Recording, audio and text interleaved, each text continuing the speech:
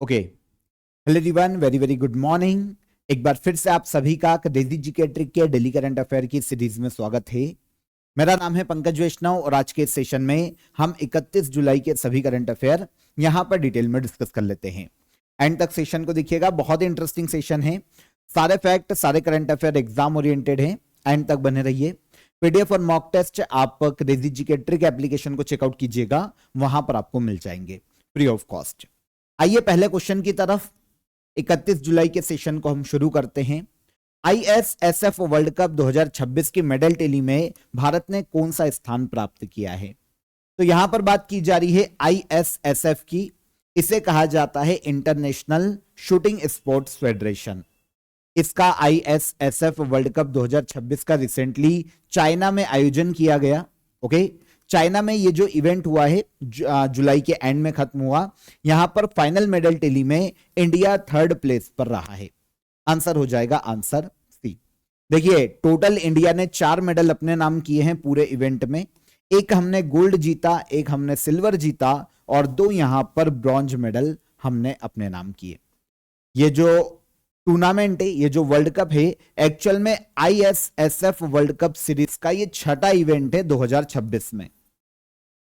ऐसा ही एक world cup आयोजित किया गया था, आईएसएसएफ वर्ल्ड कप 2026, जो कि मई के एंड में आयोजित किया गया था, मई मंथ में। वो जर्मनी में हुआ था। और अब ये 6th इवेंट है आईएसएसएफ वर्ल्ड कप सीरीज का, जो कि जुलाई के एंड तक ये चला है और जुलाई में इसका आयोजन किया गया। 20 से लेकर 29 जुलाई 2026 तक ये इवेंट चाइना के ग्वांगजू शहर में आयोजित किया गया। एक्चुअल में जो जर्मनी में हुआ था ना, वो केवल राइफल पिस्टल इवेंट था, लेकिन ये जो वर्ल्ड कप हुआ है चाइना में, ये राइफल पिस्टल और शॉट गन, ओके, ये तीनों इवेंट यहां पर आयोजित किए गए थे। देखिए, इंडिया ने कंपटीशन में 1 गोल्ड, 1 सिल्वर और 2 ब्रॉन्ज मेडल अपने नाम किए। 4 मेडल के साथ हम मेडल टेली में 3rd पोजीशन पर रहे हैं। अब बात आती है कि पहले नंबर पर कौन, पहली रैंक पर कौन। ठीक है, इसकी भी बात करेंगे, लेकिन यहां पर पहले हम ये देख लेते हैं कि इंडियन जो मेडल विनर है वो कौन कौन है, या फिर पहले मेडल टेली देख लें। आओ पहले मेडल टेली पे चलते हैं। मेडल टेली की बात करें तो चाइना पहले नंबर पर रहा। चाइना ने 18 मेडल अपने नाम किए। आयोजन भी चाइना में किया गया था, होस्ट कंट्री थी। यूएसए सेकेंड रैंक पर रहा। यूएसए ने टोटल 4 मेडल अपने नाम किए। इंडिया ने भी 4 जीते हैं, लेकिन गोल्ड यूएसए के इंडिया से ज्यादा हैं, तो ये दूसरी रैंक पर है। और इंडिया 1 गोल्ड के साथ तीसरी रैंक पर है। 1 गोल्ड, 1 सिल्वर और 2 ब्रॉन्ज। अब हमारे लिए जो गोल्ड लेकर आई है उनका नाम है ईशा सिंह। ओके, ईशा सिंह ने इस वर्ल्ड कप में विमेंस 25 मीटर पिस्टल इवेंट में इंडिया को गोल्ड दिलवाया है 40 हिट करके। अब इनका नाम याद रखिएगा, भारत के तेलंगाना राज्य से आती है ईशा सिंह। जर्मनी में जो वर्ल्ड कप हुआ था, जिसकी मैं बात कर रहा था, मई के एंड में आयोजित किया गया था, उसमें इन्होंने वर्ल्ड रिकॉर्ड बनाया था। अभी हम बात करेंगे। तो ये ईशा सिंह है, इंडियन शूटर है। याद रखना, कभी क्वेश्चन ऐसा आ जाए ईशा सिंह किस खेल से संबंधित है, इंडियन शूटर। तेलंगाना की है। विमेंस 25 मीटर पिस्टल में इन्होंने गोल्ड जीता। सिल्वर सायाम विज ने अपने नाम किया है। तानियाम विज ने, इन्होंने women's 10 metre air pistol event में जीता है सिल्वर। ब्रॉन्ज हमारे पास 2 आए हैं। एक तो मनु भाकर लेकर आई है विमेंस 25 मीटर पिस्टल इवेंट में, और ब्रॉन्ज हमारे पास एक और आया है जो कि 10 metre air rifle mixed event में, मिक्स्ड टीम इवेंट में हमारे पास आया।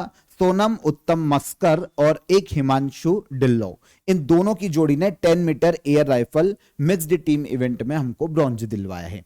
तो 1 गोल्ड, 1 सिल्वर, 2 ब्रॉन्ज। गोल्ड वाली इंपॉर्टेंट है, क्योंकि जैसा कि मैंने आपको बताया कि आईएसएसएफ वर्ल्ड कप 2025, जो कि मई 2026 में जर्मनी के म्यूनिक में हुआ था, वहां पर ईशा सिंह ने विमेंस 25 मीटर पिस्टल इवेंट में 43 हिट किए थे और वर्ल्ड रिकॉर्ड स्कोर के साथ गोल्ड मेडल अपने नाम किया था। ईशा सिंह ये आती है तेलंगाना राज्य से, और अभी इन्होंने गोल्ड ही जीता है इस वर्ल्ड कप में भी। और ये भी इंपॉर्टेंट है, 2026 के सीजन का ये दूसरा आईएसएसएफ वर्ल्ड कप गोल्ड है ईशा सिंह का। हो जाता है clear. International shooting sports federation, क्योंकि यह आयोजित करवाता है इस इवेंट को, इसने आयोजित करवाया है। पूरे वर्ल्ड में शूटिंग खेलों को रेगुलेट करने वाली अंतरराष्ट्रीय संस्था है। ये जो संस्था है ना, शूटिंग खेलों के लिए रूल्स बनाना, रेगुलेट करना, संचालन करना, इंटरनेशनल इवेंट आयोजित करवाना, सारा काम इसी संस्था का है। 1907 में यह संस्था स्थापित हुई थी, जर्मनी के म्यूनिख में इसका हेडक्वार्टर है और लुसियानो रोसी इसके प्रेसिडेंट के पद पर हैं। नेक्स्ट क्वेश्चन पर आए। हर साल 1 अगस्त को WWW दिवस मनाया जाता है, इसका मतलब है वर्ल्ड वाइड वेब। ओके, तो वर्ल्ड वाइड वेब की स्थापना या संस्थापक कौन थे? संस्थापक बोलना चाहिए। वर्ल्ड वाइड वेब के संस्थापक कौन थे? तो इसके संस्थापक थे टिम बर्नर्स-ली। कौन है संस्थापक? Tim Berners Lee. अब देखिए, यहां पर हमको वर्ल्ड वाइड वेब के बारे में पता होना चाहिए, क्योंकि इसके स्थापना की याद में ही या इसकी शुरुआत की याद में ही मनाया जा रहा है वर्ल्ड वाइड वेब डे। तो एक्चुअल में ये क्या है पता है? एक इंफॉर्मेशन नेटवर्क है। आप इसको इससे समझिए, अगर आप इंटरनेट का यूज कर रहे हैं तो आप वेब पेज को ही एक्सेस कर रहे हैं, उसी पर आपको वीडियोस, कोई भी जानकारी, कोई भी इंफॉर्मेशन उस वेब पेज पर ही मिलती है। तो ऑल ओवर एक इंफॉर्मेशन नेटवर्क है जिसे कहा जाता है वर्ल्ड वाइड वेब। ठीक है, तो इसकी जो संस्थापक हैं वर्ल्ड वाइड वेब के, वो है टिम बर्नर्स-ली। तो इसके याद में कब मनाया जाता है? पहली चीज तो ये कि वर्ल्ड वाइड वेब कब मनाया जाता है, तो ये हर साल 1 अगस्त को मनाया जाता है। क्वेश्चन में हमारी डेट थी क्या? ठीक है, 1 अगस्त को मनाया जाता है वर्ल्ड वाइड वेब डे। अब देखिए, लोगों को इंटरनेट के सुरक्षित और सही उपयोग के प्रति अवेयर किया जा सके, डिजिटल एजुकेशन, ऑनलाइन कम्युनिकेशन और इनको बढ़ावा दिया जा सके, इंफॉर्मेशन शेयरिंग को बढ़ावा दिया जा सके, इस उद्देश्य से 1 अगस्त को सेलिब्रेट किया जाता है, ऑब्जर्व किया जाता है वर्ल्ड वाइड वेब डे। तो खोज किसने की थी? टिम बर्नर्स-ली के द्वारा इसे खोजा गया था। इसकी खोज की गई थी 1989 में। यह भी एक क्वेश्चन आ सकता है कि कब खोज की गई थी, तो 1989 में की गई थी। ठीक है, वर्ल्ड वाइड वेब के बारे में आपको बता ही चुका हूं। इंफॉर्मेशन सिस्टम है जिससे आप इंटरनेट पर इंफॉर्मेशन को एक्सेस कर सकते हैं, इंफॉर्मेशन को शेयर कर सकते हैं। तो वर्ल्ड वाइड वेब इंटरनेट पर उपलब्ध वेब पेजेस का एक विशाल नेटवर्क होता है। जितने भी आप वेबसाइट है, news, video, images, online information, वो सब आप वेब पेज पे ही देख रहे हैं, मतलब वर्ल्ड वाइड वेब का ही यूज कर रहे हैं। महाराष्ट्र स्टेट फिल्म अवार्ड 2025 में Raj Kapoor special contribution award के लिए किसे चुना गया है? तो पहली चीज तो ये कि ये महाराष्ट्र गवर्नमेंट का अवार्ड है, नेशनल लेवल पर नहीं दिया जाता है। मतलब नेशनल लेवल पर किसी भी व्यक्ति को दिया जा सकता है, लेकिन देता कौन है? Maharashtra government. Maharashtra state film award 2025 के लिए ये अवार्ड अनाउंस किए गए हैं 2026 में। इसमें Raj Kapoor special contribution award इसके लिए चुना गया है फिल्म अभिनेत्री रानी मुखर्जी को। ओके, तो रानी मुखर्जी जो कि फिल्म अभिनेत्री है, इनको सिनेमा के क्षेत्र में इनका जो योगदान है, ओके, तो सिनेमा में इनके योगदान के लिए, क्योंकि काफी अच्छी एक्ट्रेस हैं, तो इनके इंडियन सिनेमा में योगदान के लिए रानी मुखर्जी को चुना गया है Raj Kapoor special contribution award के लिए महाराष्ट्र गवर्नमेंट के द्वारा। यह award department of tourism and cultural affairs के द्वारा दिए जाते हैं। महाराष्ट्र की एक डिपार्टमेंट है और अवार्ड को नाम दिया गया है महाराष्ट्र स्टेट फिल्म अवार्ड 2025। वैसे काफी सारी कैटेगरीज है, लेकिन जो मेन कैटेगरी है यहां पर Raj Kapoor special contribution award की है। तो ये रानी मुखर्जी को दिया जाएगा, 2025 के लिए ये दिया जा रहा है, 2026 में साल देंगे, ये अभी तो अनाउंस हुआ है। रानी मुखर्जी के बारे में आपको ये पता होना चाहिए कि लास्ट ईयर 2025 में जो 71th नेशनल फिल्म अवार्ड आयोजित किए गए थे 2025 में, 2023 में जो मूवीज रिलीज हुई थी ना, उन मूवीज के बेस्ड पर यह दिया गया था 71th नेशनल फिल्म अवार्ड 2025। इसमें रानी मुखर्जी को इनकी movie Mrs Chatterjee versus Norway के लिए बेस्ट एक्ट्रेस का नेशनल फिल्म अवार्ड दिया गया था। रानी मुखर्जी का यह पहला नेशनल फिल्म अवार्ड है जो कि Mrs Chatterjee versus Norway movie के लिए इनको मिला था। 2025 में दिया गया 71th नेशनल फिल्म अवार्ड में बेस्ट एक्ट्रेस का अवार्ड है, तो ये इंपॉर्टेंट हो जाता है। Raj Kapoor special contribution award ये महाराष्ट्र गवर्नमेंट ने 2009 में शुरू किया था और ये जब Maharashtra state film awards announce किए जाते हैं तब ये अवार्ड दिया जाता है। तो महाराष्ट्र की गवर्नमेंट में गवर्नमेंट के द्वारा सिनेमा के क्षेत्र में ये अवार्ड्स दिए जाते हैं, हर साल अनाउंस किए जाते हैं। सिनेमा के जो आर्टिस्ट हैं, जो एक्टर हैं, अलग अलग मराठी फिल्म इंडस्ट्री के जो आर्टिस्ट हैं, उनको भी ये दिया जाता है। 1963 में ये अवार्ड्स महाराष्ट्र सरकार ने शुरू किए थे और जो चीफ मिनिस्टर होते हैं महाराष्ट्र के, वो देते हैं ये अवार्ड, ठीक है, प्रेजेंट किया जाता है उनके द्वारा। पर Raj Kapoor special contribution award शुरू किया गया था आगे चलकर 2009 में। तो इस साल 2025 के लिए किसको दिया गया ये? तो ये दिया जा रहा है रानी मुखर्जी को। ओके, आज के ऑफर ऑफ द डे में आप सभी मैथमेटिक्स प्रैक्टिस टेस्ट ज्वाइन कर सकते हैं। देखिए, आपको मोस्ट एक्सपेक्टेड एमसीक्यूज यहां पर मिल जाएंगे विद सॉल्यूशन मैथमेटिक्स के। देखिए, मैथमेटिक्स अगर आपका प्रिपरेशन पूरी है, अगर आपने तैयार कर लिया है, तो आप ये प्रैक्टिस टेस्ट जरूर लगाइएगा। यहां से आपको अपना परफॉर्मेंस को चेक करने में मदद मिलेगी, अपना स्कोर को बूस्ट करने में मदद मिलेगी, क्योंकि यहां पर आपको पूरे सॉल्यूशन भी दिए गए हैं। तो ज्वाइन कीजिए, काफी अफोर्डेबल प्राइस में अभी आपको देखने को मिल जाएगा। डिस्क्रिप्शन में मैंने इसकी लिंक दे दी है, वहां पर डायरेक्ट क्लिक कीजिए और आप इससे अवेल कर सकते हैं। काफी स्टूडेंट के कमेंट मैंने देखे कि sir PDF daily current affair की कहां मिलेगी, तो आप एप्लीकेशन को चेकआउट करो, आपको वहां पर डेली करंट अफेयर का फोल्डर दिखाई देगा, ठीक है। तो वहां पर क्लिक कीजिएगा, वहां पर आपको डेली करंट अफेयर की पीडीएफ भी मिल जाएगी, मॉक टेस्ट भी मिल जाएगा। अगर आपको कोई भी फिर भी हर्डल आता है तो हेल्पलाइन नंबर पर आप कॉल करके हमारी सपोर्ट टीम से भी बात कर सकते हैं। कोई भी एप्लीकेशन रिलेटेड कोई भी आपकी क्वेरी है तो आप बात कर लीजिए, ओके।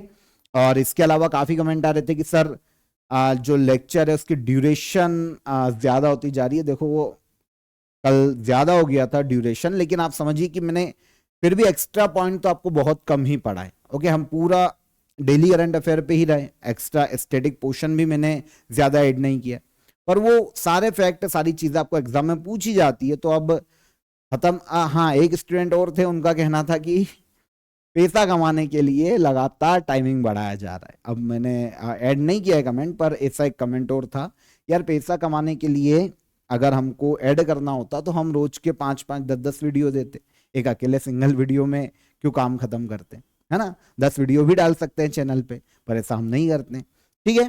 सबका अपना अपना पॉइंट ऑफ व्यू होता है, सबका अपना अपना पीओवी है, ठीक है। पर ऐसा नहीं है, आपकी इंफॉर्मेशन जो आपको एग्जाम में पूछी जा सकती है वो ही हम यहां पर कवर करवाते हैं। और एक का तो कहना था कि sir I don't think so कि आप कमेंट भी पढ़ते हैं। सबके कमेंट पढ़ता हूं, पर जो जरूरी होते हैं उनके जवाब में देता हूं। 40 मिनट 30, मेरी कोशिश ये रहती है कि 40 मिनट के अंदर मैं खत्म करूं। कल ज्यादा लॉन्ग वीडियो हो गया था, पर ठीक है, कोई प्रॉब्लम नहीं है। इंफॉर्मेशन इंपॉर्टेंट होना चाहिए, इंफॉर्मेशन एग्जाम रिलीवेंट होनी चाहिए। Question current affair exam relevant है, अगर पढ़ रहे हो तो वो फिर आपके लिए इंपॉर्टेंट है। 5-10 मिनट में ऐसा क्या कर लोगे मेरे आइंस्टाइन सबकी सब? 5-10 मिनट में क्या करने वाले हो तुम? अगर मान लो कि 10 मिनट ज्यादा बढ़ भी गया है तो उसमें क्या होने वाला? चलो, फिर भी कोशिश है मेरी कि 40 मिनट के अंदर ही मैं वीडियो को रखूं, पर ठीक है, कभी हो जाता है आगे पीछे तो एडजस्ट कीजिएगा। पढ़ाते टाइम ड्यूरेशन का पता नहीं होता है, पहली चीज तो ये है ना। अगर मैं फालतू टाइम बर्बाद कर रहा हूं तो फिर आपका जेन्युइन क्वेश्चन हो जाता है कि सर लेंथ बढ़ रही है, पर अगर ऐसा नहीं है तो फिर पढ़ो। चलो, भारत में रेयर अर्थ एलिमेंट्स के लिए एक्सप्लोरेशन लाइसेंस देने वाला पहला राज्य कौन बना है? इंडिया में रेयर अर्थ एलिमेंट्स के लिए एक्सप्लोरेशन लाइसेंस देने वाला पहला राज्य बना है भारत का राजस्थान राज्य। कौन सा है? राजस्थान, ठीक है। तो यह हो जाएगा हमारा आंसर, राजस्थान। अब होता क्या है हमको यह भी समझना पड़ेगा। देखो, राजस्थान रेयर अर्थ एलिमेंट के लिए एक्सप्लोरेशन लाइसेंस एग्जीक्यूट करने वाला भारत का पहला स्टेट बना है। एक्चुअल में क्या हुआ है कि राजस्थान के कुछ एरिया हैं, जैसे बालोतरा और जोधपुर डिस्ट्रिक्ट में नवताला, देवीगढ़, शेरगढ़ ब्लॉक, यहां के लिए जो एक्सप्लोरेशन लाइसेंस है वो दिया है राजस्थान की गवर्नमेंट ने, ताकि रेयर अर्थ एलिमेंट को डिटेक्ट किया जा सके। अब ये जो ब्लॉक है ना पर्टिकुलर, ये राजस्थान के जोधपुर और बालोतरा डिस्ट्रिक्ट में, यहां पर लैंथेनम, इसके अलावा सेरियम, ऐसे जो रेयर अर्थ एलिमेंट है इनके इंडिकेशन मिले, मतलब यहां पर ये रेयर अर्थ एलिमेंट हो सकते हैं। तो अभी जो लाइसेंस दिया गया है ना, एक्सप्लोरेशन का लाइसेंस दिया गया है राजस्थान गवर्नमेंट के द्वारा। अभी तक भारत के किसी भी राज्य ने, गवर्नमेंट ने ऐसे लाइसेंस किसी को भी नहीं दिए। किसी कंपनी को ही देंगे, ऑब्वियस सी बात है, वही तो एक्सप्लोर करेगी, है ना, कि भाई वहां पर रेयर अर्थ एलिमेंट है कि नहीं। तो ऐसे लाइसेंस आज तक किसी भी राज्य की गवर्नमेंट ने नहीं दिए, पहली बार राजस्थान की गवर्नमेंट ने दिए। एक्चुअल में central mine planning and design institute limited नाम की कंपनी है। इसको एक्सप्लोरेशन लाइसेंस दिया है राजस्थान गवर्नमेंट ने, Rajasthan department of mines and geology के द्वारा ये लाइसेंस एग्जीक्यूट किया गया है। अब देखिए यहां पर जो एक्सप्लोरेशन लाइसेंस मिला है उसका मतलब ये नहीं है कि ये वहां पर ड्रिलिंग करने लगेंगे, खुदाई करने लगेंगे, खनन करने लगेंगे, नहीं। अभी केवल जो भी एजेंसी या कंपनी को ये कॉन्ट्रैक्ट मिला है ना, वो वहां पर मिनरल्स की खोज करेगी, एक्सप्लोर करेगी, खोज करेगी कि भाई वहां पर है कि नहीं। पहले चरण में केवल सर्वे होगा, ड्रिलिंग और खनिज भंडार का पता लगाया जाता है, खनन नहीं किया जाता। सर्वे, ड्रिलिंग और खनिज भंडार का पता लगाने के लिए ये एक्सप्लोरेशन लाइसेंस दिया गया। तो खनन, माइनिंग अभी नहीं होगी, पहली चीज तो ये। रेयर अर्थ एलिमेंट के बारे में हमको यहां पर पता होना चाहिए। एक्चुअल में 17 रेयर अर्थ एलिमेंट है, काफी मतलब ये पृथ्वी पर नाम से ही समझ में आ जाएगा, बहुत ही रेयरली मिलते हैं। समुद्र की गहराई में, पृथ्वी की आंतरिक संरचनाओं में बहुत रेयर होते हैं। स्पेस क्राफ्ट में इनका यूज होता है ना, इंटरनेशनल स्पेस स्टेशन में इनको यूज किया जाता है ऐसे रेयर अर्थ एलिमेंट। और अलग अलग, for example electric vehicle, renewable energy, defence, space, electronics, semiconductor, telecommunication, ऐसे इंपॉर्टेंट सेक्टर में ऐसे रेयर अर्थ एलिमेंट्स का यूज किया जाता है। अब ऐसे 17 रेयर अर्थ एलिमेंट, ये चीज ध्यान रखना, 17 मेटेलिक एलिमेंट का एक ग्रुप है पूरा की पूरा, और ये शुरू होता है इसमें से 15 तो लेथेनाइट्स हैं, ओके। एक है हमारे पास स्केडियम और एक है हमारे पास येट्रियम। तो इस तरीके से टोटल 17 हो जाते हैं। 15 हो जाते हैं लेथेनाइट्स और एक हो जाता है स्केडियम, एक हो जाता है येट्रियम। तो ये टोटल हो जाते हैं 17। तो अलग अलग चीजों में इनका यूज किया जाता है। तो इसी के एक्सप्लोरेशन के लिए एक्सप्लोरेशन लाइसेंस एग्जीक्यूट करने वाला इंडिया का पहला राज्य बना कौन? राजस्थान। याद रहेगा। किस भारतीय बल्लेबाज ने इंटरनेशनल क्रिकेट के सभी फॉर्मेट से संन्यास की घोषणा की? सिंपल क्वेश्चन है, यह है अजिंक्य रहाणे। आंसर हो जाएगा आंसर डी। काफी समय से इंडियन टीम से बाहर थे, तो भारतीय बल्लेबाज है अजिंक्य रहाणे। इन्होंने इंटरनेशनल क्रिकेट के सभी फॉर्मेट से अब रिटायरमेंट की घोषणा कर दी है, ओके। काफी सारे मैचेस खेले हैं इंडिया के लिए, काफी कुछ मैचेस में इन्होंने भारत की कैप्टनसी भी की है, कप्तानी भी की है। जन्म 1988 में महाराष्ट्र में हुआ था, राइट हैंडेड एक बैट्समैन है। इंटरनेशनल डेब्यू उनका हुआ था 2011 में, और उसके बाद टेस्ट भी खेले, वनडे भी खेले, T20 मैच भी खेले, अच्छे रन भी बनाए। लेकिन अब इंटरनेशनल क्रिकेट से अजिंक्य रहाणे ने ले लिया है रिटायरमेंट। तो बस इतना ही याद रखना था, ऐसा कोई बड़ा अवार्ड इनको मिला नहीं है जो कि हम याद रख पाए। तो टेस्ट डेब्यू इनका 2013 में हुआ था ऑस्ट्रेलिया के खिलाफ, और आखिरी टेस्ट इन्होंने 2023 में खेला था वेस्ट इंडीज के खिलाफ। और अब फाइनली काफी समय से आउट परफॉर्म चल रहे थे, बाहर चल रहे थे इंडियन टीम से, तो अब इन्होंने फाइनली रिटायरमेंट ले लिया है सभी फॉर्मेट से। दो और जो स्पोर्ट्स की न्यूज है वहां पर जो हमने प्रीवियस सेशन में पढ़ी है, एक तो अर्जेंटीना के डिफेंडर, इन्होंने भी संन्यास लिया था, फुटबॉलर है निकोलस ओटामेंडी, है ना, इन्होंने भी रिटायरमेंट लिया है। ये अर्जेंटीना के 38 वर्षीय फुटबॉलर है, वर्ल्ड कप के बाद रिटायरमेंट लिया है, पहला रिटायरमेंट है फीफा वर्ल्ड कप के बाद, तो ये इंपॉर्टेंट हो जाता है। और वेस्ट इंडीज के एक महान ऑलराउंडर का अभी निधन हो गया था, सर गारफील्ड सोबर्स, ओके। इनके नाम पर आईसीसी ट्रॉफी देता है। सर गारफील्ड सोबर्स, इनका 89 ईयर की एज में निधन हो गया। वेस्ट इंडीज के खिलाड़ी रहे हैं, क्रिकेट इतिहास के बेस्ट ऑलराउंडर में इनको गिना जाता है। तो इन दोनों को भी याद रखिएगा। भारत का पहला डेडिकेटेड टेलीकॉम मैन्युफैक्चरिंग जोन कहां स्थापित किया जाएगा? इंडिया का पहला डेडिकेटेड टेलीकॉम मैन्युफैक्चरिंग जोन स्थापित किया जाएगा मध्य प्रदेश के ग्वालियर में। देखिए, मध्य प्रदेश के ग्वालियर में बनाया जाने वाला है यह पहला डेडिकेटेड टेलीकॉम मैन्युफैक्चरिंग जोन है। तो मध्य प्रदेश के ग्वालियर में बनाया जाएगा। पहले फेज के लिए डिपार्टमेंट ऑफ टेलीकम्युनिकेशन और गवर्नमेंट ऑफ मध्य प्रदेश के बीच में ये एक एग्रीमेंट हुआ है। अब देखिए, ये समझना पड़ेगा कि टेलीकॉम मैन्युफैक्चरिंग जोन होता क्या है। देखिए, यहां पर क्या होता है कि स्पेशल इंडस्ट्रियल एरिया है, पूरा पार्क, इंडस्ट्रियल पार्क डेवलप किया जाता है, जिसमें स्पेशली टेलीकम्युनिकेशन से जुड़ी हुई जो कंपनियां हैं वो ही यहां पर अपना कंपनी स्थापित कर सकती है, कोई सेंटर स्थापित कर सकती है। तो टेलीकॉम इक्विपमेंट, डेटा सेंटर और चिप्स से जुड़ी हुई जो कंपनी है वो अपनी मैन्युफैक्चरिंग यूनिट्स या कंपनीज यहां पर लगा पाएगी। कोई भी फैक्ट्री हो गया, कोई भी ऐसा सर्विस सेंटर है, वो इस जोन में स्थापित किया जा सकता है। तो स्पेशली टेलीकॉम मैन्युफैक्चरिंग जोन है, मतलब टेलीकॉम सेक्टर से संबंधित इक्विपमेंट बनाना, data center, service center, chip से जुड़ी हुई कंपनियां, वो सब यहां पर अपना मैन्युफैक्चरिंग यूनिट आके लगा पाएगी, ताकि टेलीकॉम सेक्टर को विकसित किया जा सके, इंडिया में बढ़ावा दिया जा सके। और ये जो जोन है ये प्लग एंड प्ले मॉडल पर बनाया जा रहा है। पूरी बेसिक इंफ्रास्ट्रक्चर गवर्नमेंट डेवलप करके देगी, मध्य प्रदेश गवर्नमेंट इसको डेवलप करेगी। सारे बेसिक इंफ्रास्ट्रक्चर, बिजली, पानी, सड़कें, है ना, प्लांट, और अगर कुछ रॉ मटेरियल के लिए कुछ चाहिए तो वो सब गवर्नमेंट करके देगी। कंपनी को रेडी इंफ्रास्ट्रक्चर मिलेगा, आके बस अपनी कंपनी लगाओ और काम शुरू करो। ओके, क्या क्या बनाया जाएगा?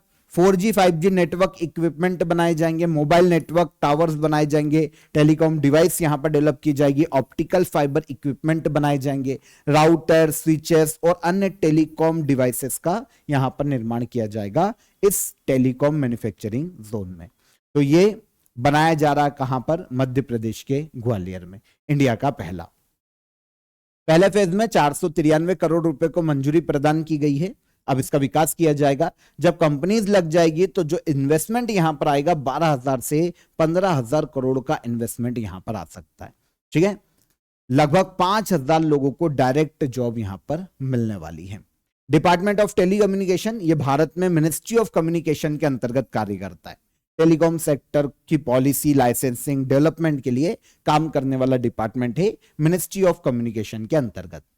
ये 1985 में डिपार्टमेंट बना था। और अगर क्वेश्चन आता है मिनिस्ट्री ऑफ कम्युनिकेशन के मिनिस्टर कौन, तो ये है ज्योतिरादित्य सिंधिया। ये ग्वालियर से ही आते हैं, एमपी के। इसीलिए पहला ये जो इंडिया का हब लग रहा है, जो मैन्युफैक्चरिंग हब लग रहा है, जोन बन रहा है, ये भी मध्य प्रदेश के ग्वालियर में ही बनाया जा रहा है।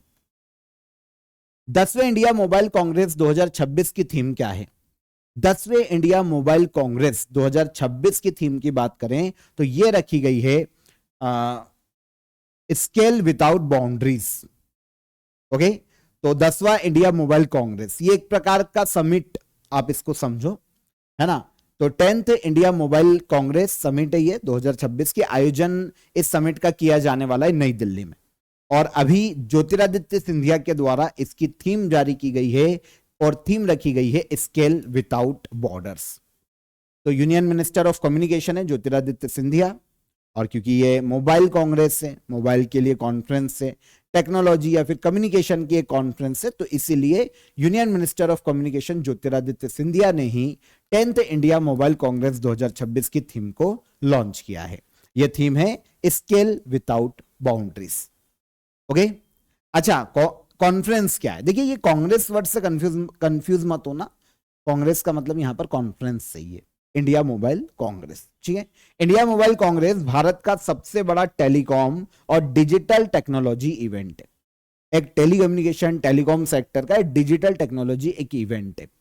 एशिया का लार्जेस्ट डिजिटल टेक्नोलॉजी फोरम है, इवेंट है।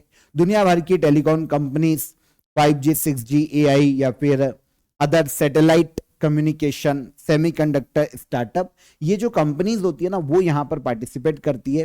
टेलीकॉम सेक्टर के विकास में कौन सी चीजें बाधा हैं, कौन कौन से चैलेंजेस इन फ्यूचर आ सकते हैं, गवर्नमेंट को अपनी पॉलिसीज में कैसी सिंपल पॉलिसी रखनी चाहिए या फिर गवर्नमेंट को क्या योगदान देना चाहिए, इन सभी मुद्दों पर इस समिट में चर्चा की जाती है। तो इस बार 10वां एडिशन आयोजित किया जाएगा नई दिल्ली में। इंडिया की टेलीकॉम और डिजिटल टेक्नोलॉजीज को ग्लोबल लेवल पर शोकेस किया जाएगा इस बार 10वें एडिशन में। इनोवेशन को बढ़ावा देना, government, industry, startup, investor, researchers को एक प्लेटफॉर्म पर लाने के लिए पर्टिकुलर यह आयोजित किया जाता है। तो इस बार यह नई दिल्ली में आयोजित हो रहा है 7 से लेकर 10 अक्टूबर तक 2026 में। 10वां एडिशन है। डिपार्टमेंट ऑफ टेलीकम्युनिकेशन इसका आयोजन करवाता है मिनिस्ट्री ऑफ कम्युनिकेशन के अंतर्गत। पहला ऐसा इवेंट 2017 में आयोजित किया गया था और यह भी नई दिल्ली के प्रगति मैदान में उस वक्त आयोजित हुआ था। और अब ये जो 10th एडिशन है यह भी नई दिल्ली में ही आयोजित किया जाने वाला है। फाइनेंशियल इंटेलिजेंस यूनिट इंडिया के डायरेक्टर के रूप में किसे नियुक्त किया गया है? फाइनेंशियल इंटेलिजेंस यूनिट इंडिया, इसके हाल ही में नए डायरेक्टर अपॉइंट किए गए सत्यपाल कुमार। सत्यपाल कुमार नए डायरेक्टर के रूप में पद संभाला है इन्होंने। 2005 बैच के आईआरएस ऑफिसर है, इंडियन रेवेन्यू सर्विस के ऑफिसर है, और 5 साल के लिए जॉइंट सेक्रेटरी रैंक पर इनकी नियुक्ति हाल ही में की गई है। तो ये आप छोड़ सकते हो, लेकिन 5 साल के लिए ये फाइनेंशियल इंटेलिजेंस यूनिट इंडिया के डायरेक्टर के रूप में अपॉइंट हुए हैं, ये याद रखिएगा। सेंट्रल की कैबिनेट कमेटी ने अप्रूवल दिया है इनकी नियुक्ति को। अभी तक इस पद को डायरेक्टर के रूप में पंकज कुमार मिश्रा संभाल रहे थे और अब इनको रिप्लेस कर दिया सत्यपाल कुमार ने। अच्छा ठीक है, डायरेक्टर बने, पर ये फाइनेंशियल इंटेलिजेंस यूनिट इंडिया करती क्या है? देखिए, अगर इस संस्था की बात करते हैं ना, तो भारत में फाइनेंशियल इंटेलिजेंस एजेंसी है। कोई भी जो सस्पिशियस फाइनेंशियल ट्रांजैक्शन होते हैं उनको ट्रैक करना, उनसे जुड़ी हुई इंफॉर्मेशन को एनालिसिस करना, ओके। और अगर कोई केस ऐसा मिलता है कि मनी लॉन्ड्रिंग या ऐसा कोई केस है टेरर फंडिंग का, तो उसकी जांच करना, ऐसे मुद्दों को निपटाने के लिए काम करता है फाइनेंशियल इंटेलिजेंस यूनिट इंडिया। इसकी स्थापना 2004 में हुई थी, नई दिल्ली में इसका हेडक्वार्टर है। Department of revenue, ministry of finance के अंतर्गत यह संस्था कार्य करती है। तो 2004 में बनी थी, नई दिल्ली में इसका हेडक्वार्टर देखने को मिलता है। डायरेक्टर कौन बने? डायरेक्टर बने Satyapal Kumar. Easy, okay. Next question, किस राज्य ने महिलाओं के नेतृत्व वाली सोलर एंटरप्रेन्योरशिप को बढ़ावा देने के लिए दीप्ति योजना शुरू की है? तो देखिए, सोलर एंटरप्रेन्योरशिप, लेकिन स्पेशली किसके द्वारा लीड? महिलाओं के द्वारा lead, women's lead solar entrepreneurship को बढ़ावा देने के लिए दीप्ति योजना को लॉन्च करने वाला राज्य है भारत का छत्तीसगढ़ राज्य। ओके, यहां पर क्या होगा कि जो महिलाएं हैं ना, उनको सोलर एंटरप्रेन्योर बनाया जाएगा। मतलब क्या होता है सोलर एंटरप्रेन्योर की बात करें तो सोलर उद्यमी, इसको हिंदी में बोल सकते हैं हम। मतलब ये होता है कि जो महिलाएं होगी ना, वो सोलर पैनल को इंस्टॉल करेगी, है ना, उनसे रिलेटेड जो भी अदर सर्विसेज होती है उन सभी को लीड करेगी, सर्विसेज प्रोवाइड करेगी, सारे ये काम कौन करेगी? महिलाएं करेंगी। तो ये होती है सोलर एंटरप्रेन्योरशिप। तो छत्तीसगढ़ गवर्नमेंट ने दीप्ति योजना लॉन्च की। ये इंडिया की पहली women lead distributed renewable energy policy, मतलब ऐसी रिन्यूएबल एनर्जी पॉलिसी जिसको महिलाएं लीड करने वाली है। तो इसमें महिलाएं जो होंगी वही रिन्यूएबल एनर्जी प्रोजेक्ट का नेतृत्व करेगी। देखो, 2026 से 2031 तक 5 सालों के लिए दीप्ति स्कीम को छत्तीसगढ़ ने लॉन्च किया है। फुल फॉर्म देखें, decentralized women empowerment on energy and policy for transformative inclusion, इसका फुल फॉर्म है, शॉर्ट में है दीप्ति स्कीम। देखो, जो एसएचजीज है, मतलब जो सेल्फ हेल्प ग्रुप्स है जिनको महिलाएं लीड करती, ओके, वहां की महिलाओं को सोलर एंटरप्रेन्योर बनाना। अभी मैंने आपको बताया सोलर एंटरप्रेन्योर क्या होता है। सोलर एनर्जी के जरिए उनके लिए सस्टेनेबल लाइवलीहुड की व्यवस्था करना, उनके लिए रोजगार की व्यवस्था करना, उनके जीवन यापन को और ज्यादा उन्नत किया जा सके, तो पर्टिकुलर दीप्ति स्कीम अब काम करेगी। योजना के तहत 5000 सोलर इंटरप्राइजेस विकसित करके लगभग 50,000 ग्रीन जॉब्स पैदा करने का राज्य सरकार का टारगेट है। और ये सभी जॉब्स किसको मिलेगी? महिलाओं को, है ना। तो सोलर एंटरप्रेन्योरशिप क्या होती है ये आपको समझ में आ गया।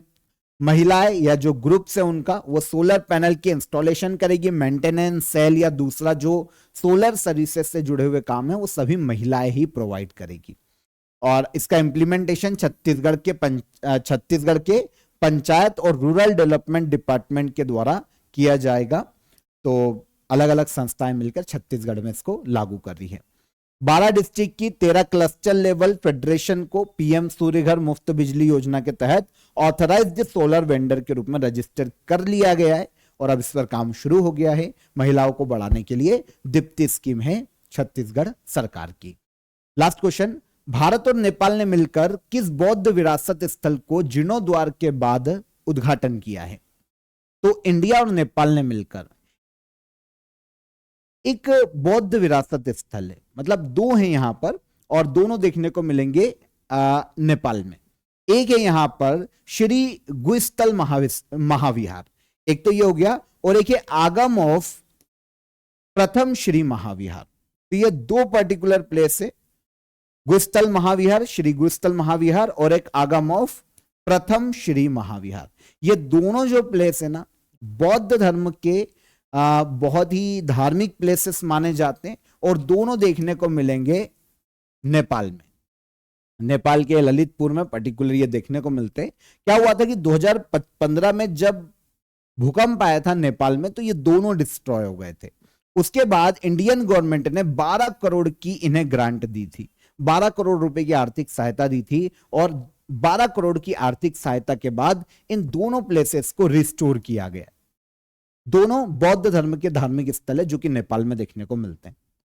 तो गंभीर रूप से डैमेज हो गए थे, अब इनको रिस्टोर किया गया, और रिस्टोर के बाद इंडिया और नेपाल ने मिलकर वापस से इनका इनॉग्रेशन किया है। जो जीर्णोद्वार हुआ है ना, उसके बाद इनॉग्रेशन किया है। तो श्री गुस्थल महाविहार और आगम ऑफ प्रथ श्री महाविहार, या इससे क्या कहा जाता है, एक और प्रथम श्री महाविहार, ठीक है, प्रथम श्री महाविहार।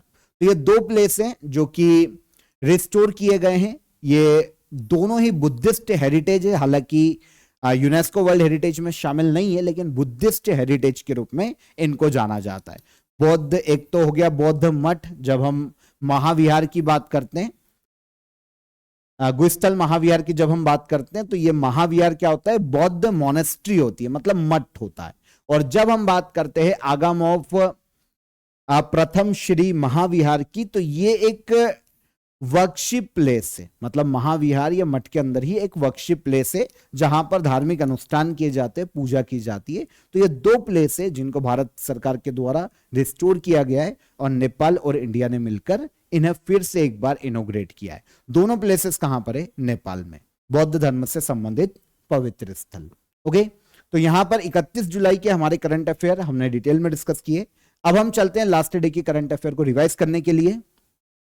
आप सभी के बिल्कुल सही आंसर थे, और जो क्वेश्चन ऑफ द डे मैंने आपको दिए थे, उसके अलावा एक और क्वेश्चन मैंने आपको पूछा था कि कौन से शासक की पोलो खेलते समय घोड़े से गिरने से मृत्यु हो गई थी, तो वो भी आपका बिल्कुल सही आंसर था सभी का। कुतुबुद्दीन ऐबक वो शासक था जिसकी घोड़े से गिरने पर मृत्यु हो गई थी। तो ये एक इंपॉर्टेंट फैक्ट है, इसको भी आपको याद रखना चाहिए। तो सभी के सही कमेंट आए थे, और मैं सभी के कमेंट पढ़ता हूं, ठीक है, पर जेन्युइन कमेंट होने चाहिए, ठीक है। जैसे टाइम ड्यूरेशन, ऑब्वियस सी बात है कि आपको लगा होगा कि टाइम ड्यूरेशन ज्यादा है, तो वो कमेंट भी मैंने आपसे डिस्कस किया है। और अगर ऐसा कुछ भी आपको लगता है कि कोई इनोवेटिव हम कुछ कर सकते हैं करंट अफेयर में, तो ऐसा भी कुछ आप सजेस्ट कर सकते हो, वो भी मैं इंक्लूड कर दूंगा। चलिए, अल्लूरी सीताराम राजू अंतरराष्ट्रीय हवाई अड्डा हाल ही में खबरों में है, आंध्र प्रदेश के किस जिले में स्थित है, तो यह देखने को मिलेगा विजयनगरम में। विश्व मानव तस्करी विरोधी दिवस हर साल कब मनाया जाता है, यह मनाया जाता है 30 जुलाई को। पर्यावरण प्रदर्शन सूचकांक, इसमें इंडिया की रैंक पूछी गई है 176। बिमको आईसीएस सीफेरर्स वर्कफोर्स रिपोर्ट 2026 के अनुसार भारत नाविकों का दुनिया का कौन सा सबसे बड़ा आपूर्तिकर्ता है, तो इंडिया दूसरा सबसे बड़ा आपूर्तिकर्ता है। 16वीं हॉकी इंडिया जूनियर पुरुष राष्ट्रीय चैंपियनशिप 2026 कहां आयोजित की जा रही है, तमिलनाडु के कोयम्बटूर में। चर्चा में रही कोलडेम हाइड्रो पावर परियोजना किस नदी पर स्थित है, तो यह सतलज नदी पर स्थित है। आत्मनिर्भर पंचायत प्रोग्राम और समर्थ पंचायत पोर्टल मिनिस्ट्री ऑफ पंचायती राज के द्वारा लॉन्च किए गए हैं।